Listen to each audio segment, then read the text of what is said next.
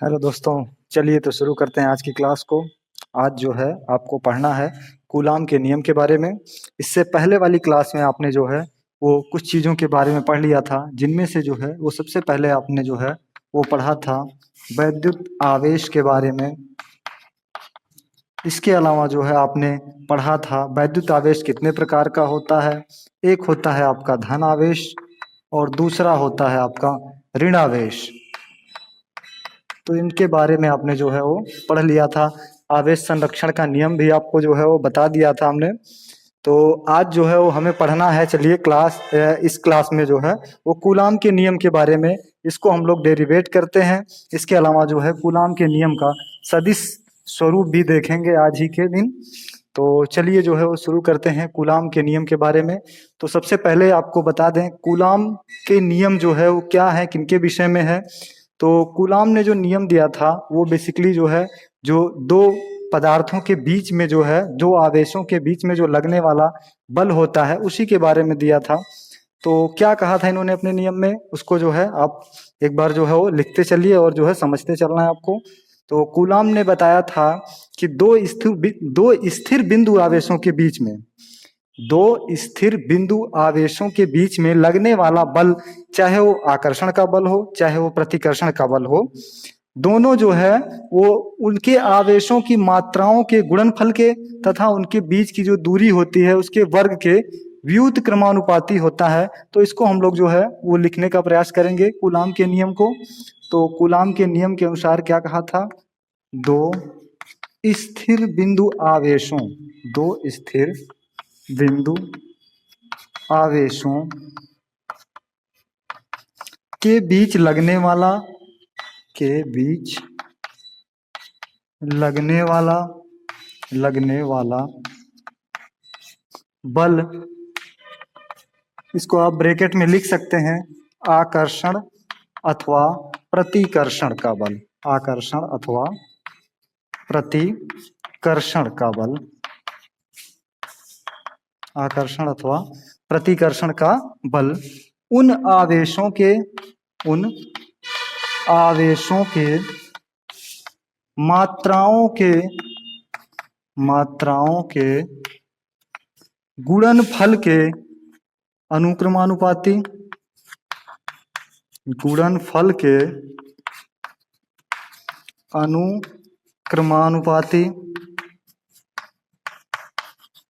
तथा उनकी बीच की दूरी तथा उनके बीच की दूरी के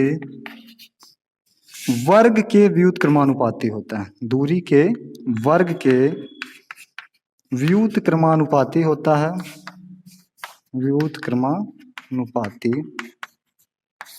होता है। तो ये जो है वो कूलाम का नियम है और इसमें जो है इन्होंने बताया था कि जो है दो स्थिर बिंदु आवेशों के बीच लगने वाला बल, आकर्षण का बल हो या प्रतिकर्षण का बल हो, उनकी मात्राओं के गुणनफल के अनुक्रमानुपाती तथा उनके बीच की दूरी के वर्ग के व्युत क्रमानुपाती होता है। यदि हम मान लें कि दो आवेश जिनके नाम जो है वो Q1 और Q2 हैं, माना दो बिंदु आवेश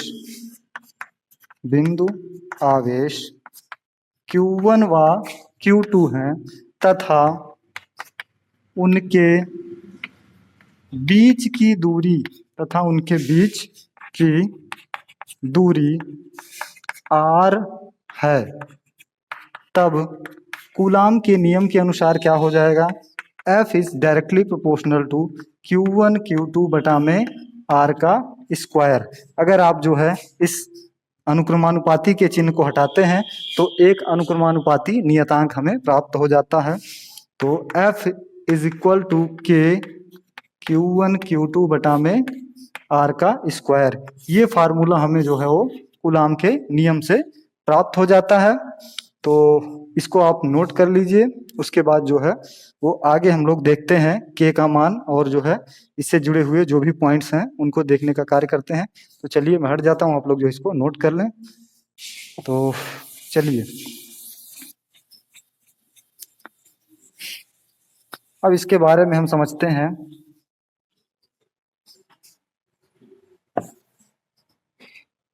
आपने फार्मूला क्या निकाला है, F इज इक्वल टू के Q1 Q2 बटा में R का स्क्वायर, जहाँ पर K क्या है, जहाँ K एक अनुक्रमानुपाती नियतांक है, अनुक्रमानुपाती नियतांक है।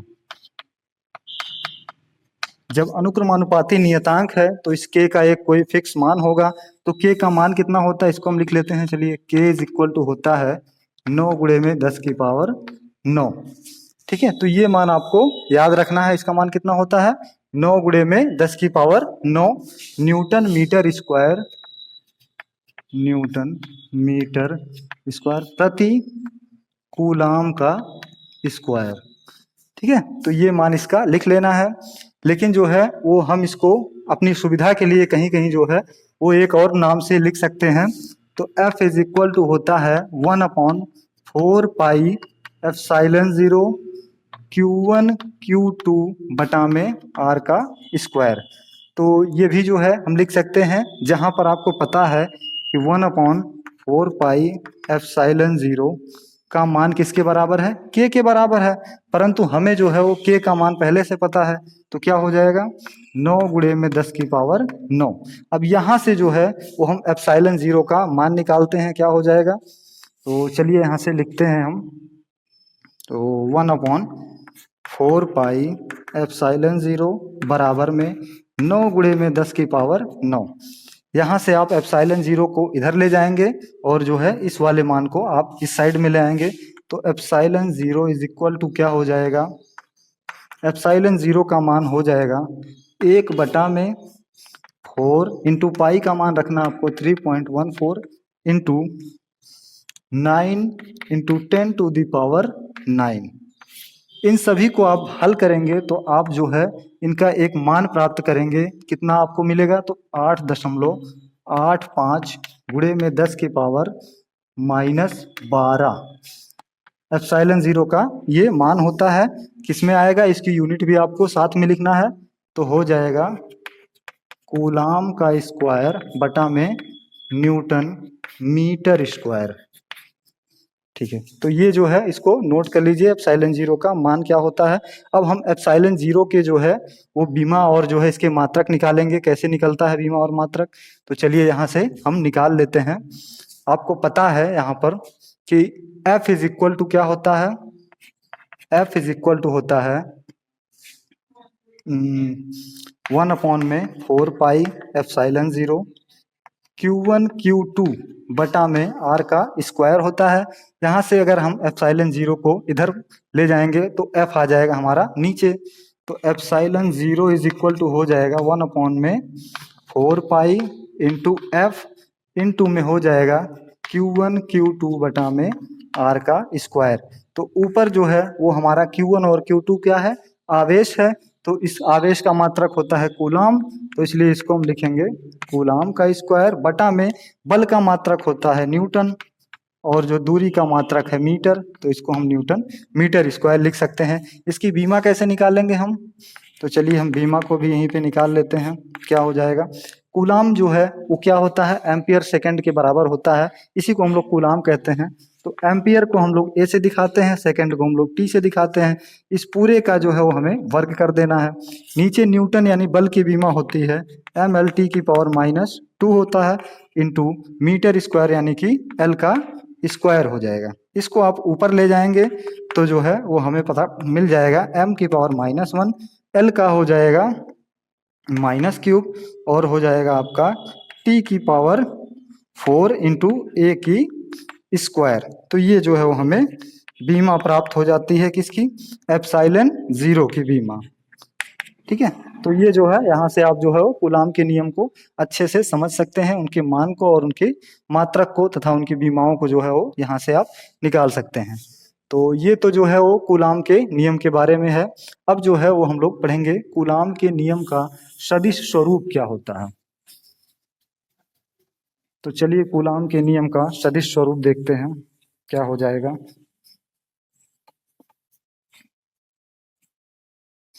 हेडिंग डाल दीजिए कूलाम के नियम का सदिश स्वरूप। कूलाम के नियम का सदिश स्वरूप। वेक्टर फॉर्म क्या होता है इसका? तो जैसा कि आप लोगों ने अभी जो है वो कूलाम के नियम को अच्छे से समझा है, इसमें कहीं भी जो है वो कूलाम ने इस नियम में जो है वो इनकी दिशा के बारे में नहीं बताया है कि इनकी दिशा जो है वो किस डायरेक्शन में होगी, केवल इनके परिमाण के बारे में बताया है। तो इसलिए जो है वो इनकी दिशा के बारे में अलग से नियम दिया गया है। तो इसको हम लोग समझते हैं क्या हो जाएगा कूलाम के नियम का सदिश स्वरूप। तो चलिए इसको आप एक डायग्राम से समझते हैं। हम लोग यहाँ पर डायग्राम को बना लेते हैं।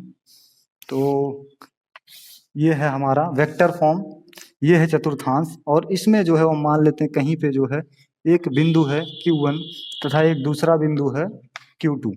ठीक है, इनको जो है वो हम आपस में मिला देते हैं एक लाइन से, और इसमें एक जो है वो इसकी दिशा खींच देते हैं, पोजीशन वेक्टर इसका खींच दिया जाता है। तो ये हमारा जो है इसका पोजीशन वेक्टर हो जाएगा R1 और इसका पोजीशन वेक्टर R2 हो जाएगा। तो वेक्टर का साइन भी आपको लगाते रहना है साथ में। तो इस पोजीशन वेक्टर के बाद में आपको क्या निकालना है, इसका यूनिट वेक्टर क्या हो जाएगा।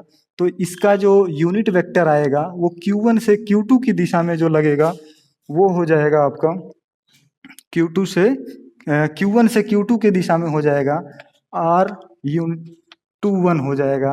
और जो है इधर से जो लगेगा वो Q2 से Q1 की ओर वो एकांक वेक्टर R12 हो जाएगा। इसमें बल की दिशा Q1 की साइड में जो बल की दिशा होगी वो होगी F12 होगी, और इधर जो होगी वो हो जाएगी F21 हो जाएगा। तो ये जो है वो इस तरीके से आपको एक डायग्राम बना लेना है जहाँ पर जो है वो चीज़ों को दिखाया गया है, इनके वेक्टर के बारे में और इनकी जो बल की दिशा है उसके बारे में। तो चलिए हम मान लेते हैं, तो क्या मान लेते हैं, मान लेते हैं कि दो बिंदु आवेश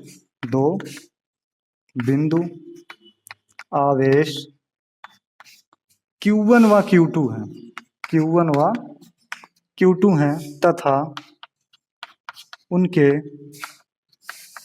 स्थित सदिश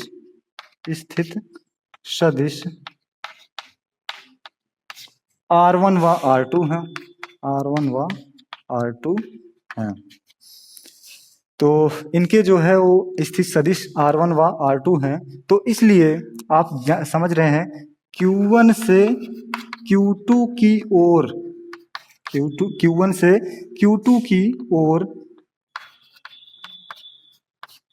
क्या Q1 से Q2 की ओर एकांक सदिश या एकांक वेक्टर क्या हो जाएगा। तो ये हो जाएगा Q1 से Q2 की ओर R21, 2 से 1 की ओर जो है वो हो जाएगा इसकी दिशा, ये हो जाएगी R21 तथा इस पर जो है वो कैप लगेगा, तथा Q2 से Q1 की ओर एकांक सदिश क्या हो जाएगा। तो R कैप 1 2 हो जाएगा। तो इस एकांक सदिश का मान जो है वो हम लोग कैसे निकालते हैं, तो इस एकांक सदिश का मान होता है R21 का मान हो जाएगा वेक्टर में R21 बटा में R हो जाएगा, और इसका जो मान हो जाएगा वो भी जो है वो हो जाएगा आपके R12 वेक्टर बटा में R। तो इस आधार पर जो है इसकी जो है वो पोजीशन वेक्टर को हमने निकाल लिया और यूनिट वेक्टर को भी साथ में निकाल लिया है। तो अब हमें जो है वो बल को निकालना है। अतः Q2 के कारण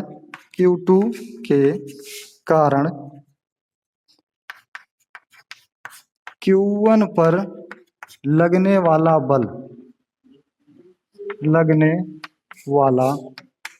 बल क्या हो जाएगा।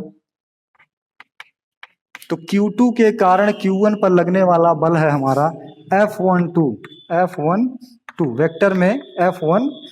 तो इसका मान जो है वो अभी कूलाम के नियम के अनुसार हमने पढ़ा था 1/4 पाई एप्सिलॉन 0 Q1 Q2 बटा में आर स्क्वायर इंटू आपका जो दिशा है इसकी वो दिशा हो जाएगी, इसको नाम अगर आप चाहें तो दे सकते हैं, ये हो जाएगा ए और ये हो जाएगा बी, यानी कि बी ए के अनुदिश जो हमारे एकांक वेक्टर है उसको हमें लिखना है, क्या हो जाएगा, तो r12 कैप हो जाएगा। ठीक है, तो इस तरीके से हमने Q1 से Q2 के कारण Q1 पर लगने वाला बल हमने निकाल लिया है, लेकिन अब हमें जो है वो निकालना है Q1 के कारण Q2 पर लगने वाला बल, Q2 पर लगने वाला बल क्या हो जाएगा, तो इसको जो है वो हमें समझना है। तो चलिए यहाँ पर हम लिख देंगे Q1 के कारण Q2 पर लगने वाला बल है हमारा F21, वेक्टर में F21 किसके बराबर होगा, 1/4 पाई एप्सिलॉन 0 Q1 Q2 बटा में R स्क्वायर इंटू आपका हो जाएगा R कैप में 21। तो यहाँ तक आपने जो है वो नोट कर लेना है। इसको हम मान लेते हैं समीकरण नंबर 1 और इसको मान लेंगे हम समीकरण नंबर 2। तो इसको जो है वो नोट करिए, आगे उसके बाद जो है वो हम बताते हैं। चलिए, तो नोट कर लिया होगा, स्क्रीनशॉट ले लिया होगा, आगे समझिए हम इसको कैसे करेंगे।